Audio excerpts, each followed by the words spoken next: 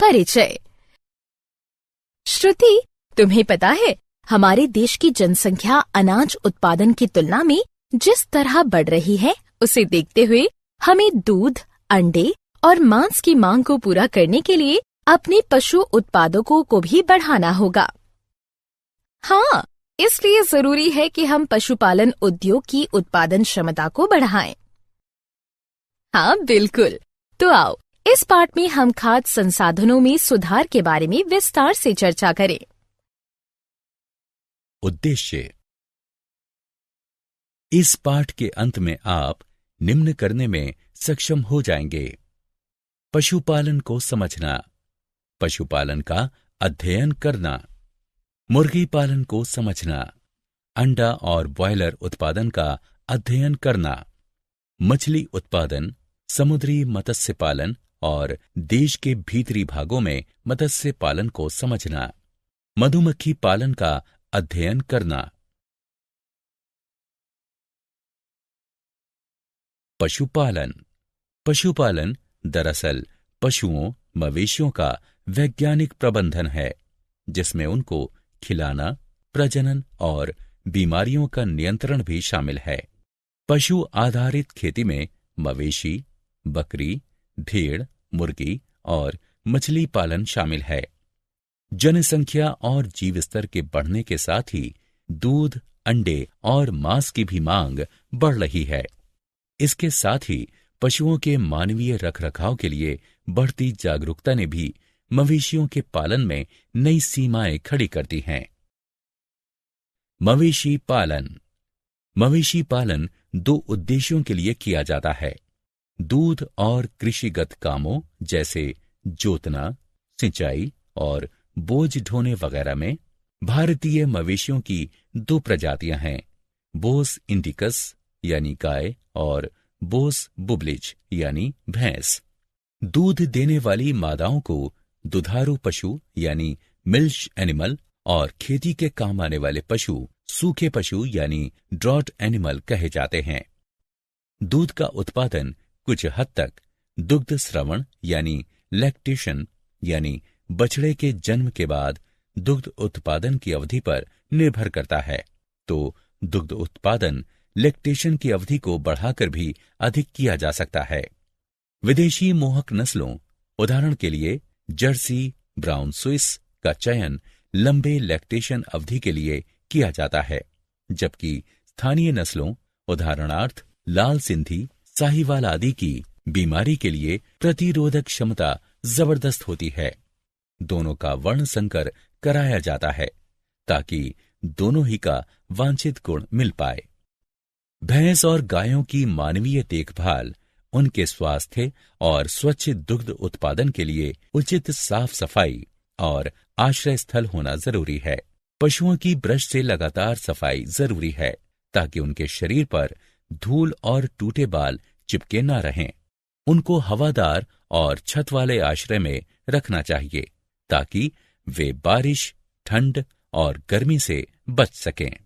उनके शेल्टर की फर्श को ढालदार बनाना चाहिए ताकि सफाई में आसानी हो और वो सूखा रहे।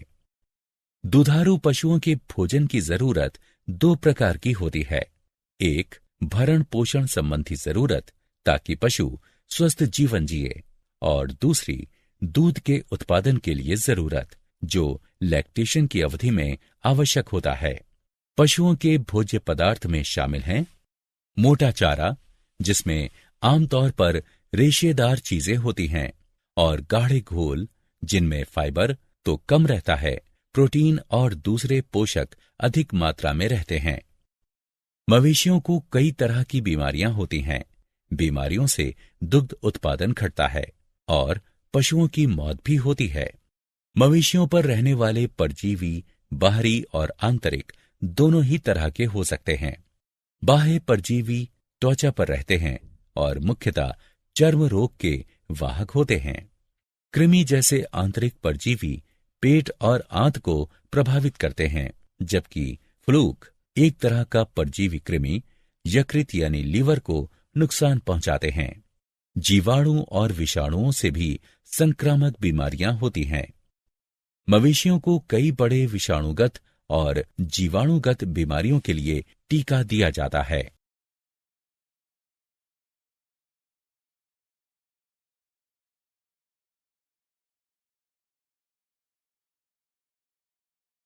मुर्गी पालन।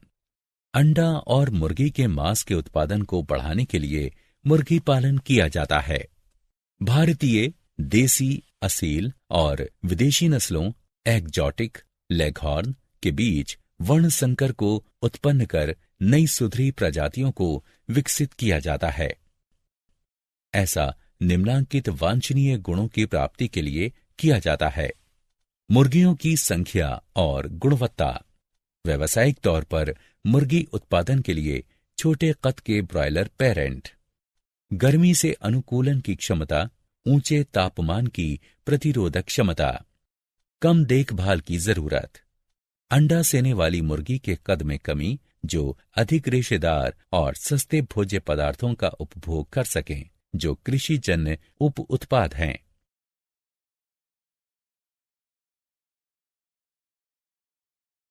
अंडा और ब्रॉयलर उत्पादन। ब्रॉयलर चिकन को अच्छे विकास के लिए विटामिन से समृद्ध अतिरिक्त आहार दिया जाता है।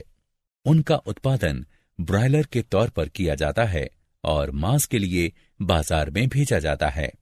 बेहतर कुक्कुट पालन के लिए अच्छे प्रबंधन की जरूरत होती है, जिसमें तापमान का नियंत्रण और स्वास्थ्यकर दशा को रखना शामिल है, जिसके साथ ही बीमारियों, विषयों की रोकथाम और नियंत्रण शामिल है। अंडे सेने वाली मुर्गियों की तुलना में ब्रॉयलर के लिए रहने, पोषण संबंधी और पर्यावरणिक जरूरतें अलग होती हैं। ब्रॉयलर के लिए राशन में पर्याप्त वसा के साथ प्रोटीन की अधिक मात्रा वाला खाद्य चाहिए। पोल्ट्री के आहार में विटामिन ए और के की मात्रा अधिक रखी जाती है।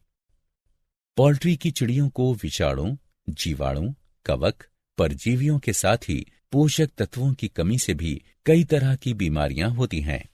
नियमित अंतराल पर उचित सफाई, स्वच्छता और बढ़िया कीटनाशकों का छिड़काव जरूरी है। संक्रामक बीमारियों को टीकाकरण से दूर किया जा सकता है। मछली उत्पादन। हमारे खाने में पशु प्रोटीन का सबसे सस्ता स्रोत मछली है। मत्स्य उत्पादों में पंख वाली मछली के साथ ही कवचीय प्राणियों जैसे घोंघा और झींगा भी शामिल हैं। मछली या तो प्राकृतिक स्रोतों से मिल सकती है, जिसे कैप्चर फिशिंग कहते हैं, या फिर मछलियों का उत्पादन भी किया जाता है, जिसे कल्चर फिशरी कहते हैं। समुद्री मत्स्य पालन। भारत के समुद्री मत्स्य पालन के संसाधन में 7,500 किलोमीटर लंबी तटरेखा और इससे आगे का गहरा समंदर है। समुद्री मछलियों में लोकप्रिय पॉम्फ्रेट, मकरेल, टूना, सार्डिन्स और बॉम्बे डक है। समुद्री मछलियां मछली मारने वाली बोट से कई तरह के जाल का प्रयोग कर पकड़ी जाती हैं। कुछ व्यावसायिक समुद्री मछलियां हैं शल्य वाली मछली जैसे मुलेट, भेटकी और पर्ल स्पॉट। साथ ही कवच वाली मछलियां जैसे झींगा, शंबूक धमू सेल और ऑयस्टर तथा सीवुड भी इनमें आती है। ऑयस्टर का पालन उन मोतियों के लिए भी किया जाता है जिसे वे पालते हैं। समुद्री मछलियों की मांग मेरीकल्चर से पूरी की जा सकती है। अंतर्देशीय मत्स्य पालन। ताजा पानी के स्रोत जैसे नहर, तालाब, जलाशयों और नदी। खारे पानी के स्रोत जहां ताजा और समुद्री पानी मिलते हैं, जैसे खाड़ी और दलदल भी मछली मिलने के महत्वपूर्ण जलाशय हैं। मत्स्य पालन का मतलब अंतर्देशीय जलाशयों में मछली को पकड़ना है। फिश कल्चर कई बार चावल की फसल के साथ भी किया जाता है, ताकि धान के खेत में जमा पानी में मछलियां पाली जा सकें। मछलियों का अधिक सघन उत्पादन मिश्रित मत्स्य पालन व्यवस्था कंपोजिट फिश कल्चर में किया जा सकता है। इस व्यवस्था में स्थानीय और आयातित दोनों ही तरह की मछलियों की प्रजाति का इस्तेमाल करते हैं। ताजा पानी की मछलियों में से कुछ के नाम हैं कतला, सिल्वर कार्प, रोहू, ग्रास कार्प, मृगाल और सामान्य कार्प मछली।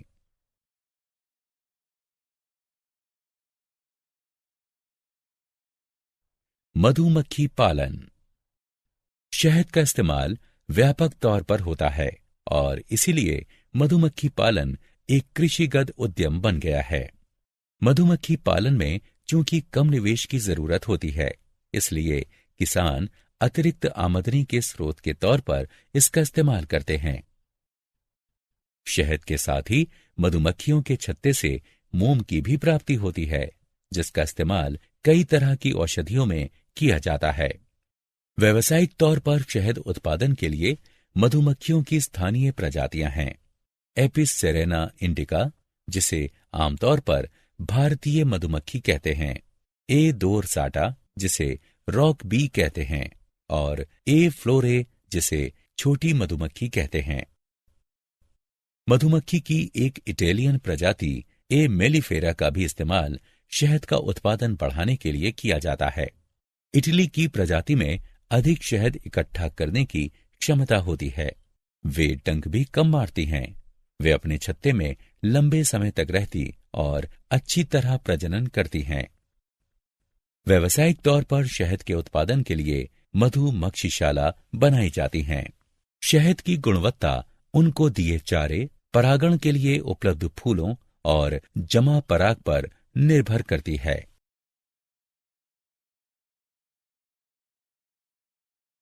क्या आप जानते हैं, राष्ट्रीय डेयरी विकास परिषद एनडीडीबी के संस्थापक अध्यक्ष डॉक्टर वी कुरियन थे। उन्होंने 1970 में ऑपरेशन फ्लड शुरू किया था। स्वस्थ गाय में प्रजननीय हार्मोन डालकर उसे उत्तेजित करने को अतिरिक्त अंडोत्सर्ग यानी सुपर ओव्यूलेशन कहते हैं, ताकि उसके अंडाशय से अधिक अंडाणु निकल सकें। वेजिटेरियन अंडे अनुर्वर होते हैं। रजत क्रांति यानी सिल्वर रिवॉल्यूशन का मतलब अंडा उत्पादन में त्वरित बढ़ोतरी से है। प्रतिस्थापन सुपर सेज्योर का मतलब किसी छत्ते में पुरानी रानी मक्खी को किसी नई रानी मक्खी के हटा देने से है, ताकि अंडे सेने में तेजी आ सके।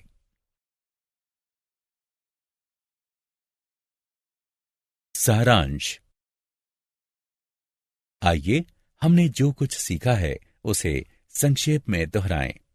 खेती वाले मवेशियों को उचित देखभाल और प्रबंधन जैसे आश्रय, आहार, प्रजनन और बीमारी नियंत्रण की आवश्यकता होती है। मुर्गी पालन घरेलू मुर्गियों, चिड़ियों को पोसने के लिए करते हैं। पोल्ट्री उत्पादन में अंडे उत्पादन और मांस के लिए ब्रॉयलर का उत्पादन शामिल है। पोल्ट्री उत्पादन बढ़ाने के लिए भारतीय और विदेशी नस्लों के बीच वर्ण संकर प्रजातियों का प्रजनन कराया जाता है, ताकि नस्ल सुधर सके। मछली समंदर के साथ ही अंतर्देशीय स्रोतों से भी प्राप्त की जा सकती है। मछली का उत्पादन बढ़ाने के लिए उनको समुद्री और अंतर्देशीय पारिस्थितिकी में पैदा किया जा सकता है। समुद्री मछलियों को उपग्रहों और इको साउंडर की मदद लेने वाले जाल से पकड़ा जाता है। मिश्रित मत्स्य उत्पादन व्यवस्था आमतौर पर मछली पालने के लिए काम में लाई जाती है। शहद और मोम के लिए मधुमक्खियों को पाला जाता है।